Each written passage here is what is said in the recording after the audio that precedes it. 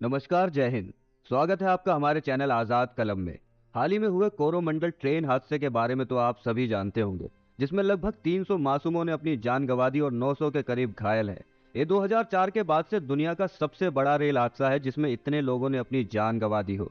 लेकिन इसके बाद भी सरकार का वही घिसा पिटा बयान है। टेक्निकल एरर था, जांच के आदेश दे दिए गए हैं। जिस जांच का आगे न जाने क्या होगा, किसी को नहीं पता। चलिए जरा इस टेक्निकल फॉल्ट को भी जान लेते हैं। 2 जून शाम के लगभग 7 बजे बहनागा बाजार स्टेशन से गुजरी ट्रेन कोरोमंडल की रफ्तार 128 किलोमीटर प्रति घंटा थी।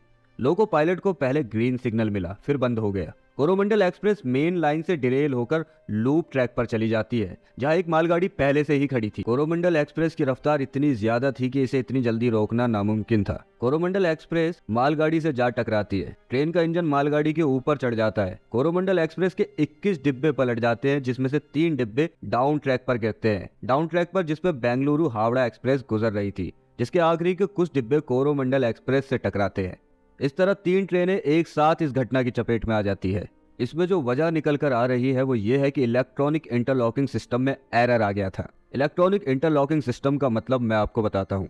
ये सिस्टम ट्रेन को रास्ता दिखाने का काम करता है। ये ट्रेन को उस ट्रैक पर लॉक करके रखता है जो ट्रैक खाली है, मगर यहाँ इस सिस्टम ने ट्रेन को उस ट्रैक पर भेज दिया जहाँ पहले से ही मालगाड़ी खड़ी थी। अब सवाल ये उठता है कि क्या यह हादसा रोका जा सकता था? शायद हाँ। इस हादसे के बाद एक शब्द बार बार सुनने में आ रहा है, कवच सिस्टम। आखिर क्या है ये कवच सिस्टम? ये कवच सिस्टम रेलवे ने 2012 में लॉन्च किया था। ये एक ऑटोमेटिक ट्रेन प्रोटेक्शन सिस्टम है।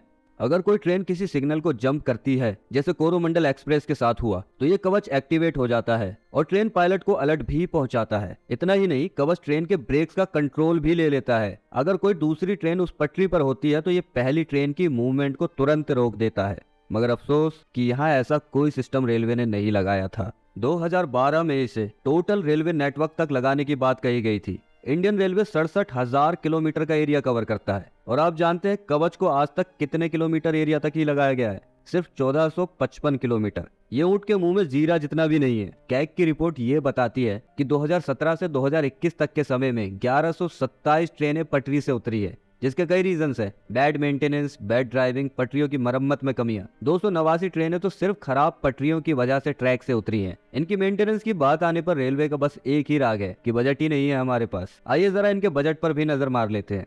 2014 में रेलवे का बजट था 1.03 लाख करोड़, जो 2023 में बढ़कर 2.6 लाख करोड़ हो गया है, जो कि 2 गुने से भी ज्यादा है। इतना ही नहीं, बीते सालों में रेलवे की कमाई 76% तक बढ़ी है। मेंटेनेंस के लिए रेलवे के पास पैसा नहीं है। हम खुद को जापान से कंपेयर करते हैं, मगर हमारी ट्रेन नेटवर्क की हालत देखिए। घंटों देरी से चलने वाली ट्रेनें, गंदे पड़े हुए स्टेशन, गंदे बाथरूम। ऐसा रेलवे नेटवर्क दुनिया में किसी का नहीं है। कम से कम उन देशों का तो नहीं है जिनसे हम कंपेयर करते हैं। जापान में थोड़ी देर ट्रेन लेट हो जाए तो बवाल हो जाता है, और यहाँ समय पे कभी ट्रेन आती ही नहीं है। यहाँ तक कि ट्रैक रिन्यूअल का बजट बढ़ाने की जगह कम हो रहा है, और वो भी पूरा इस्तेमाल नहीं होता। और इतना सब कुछ हो जाने के बाद गवर्नमेंट को लगता है कि ये महज टेक्निकल एरर था।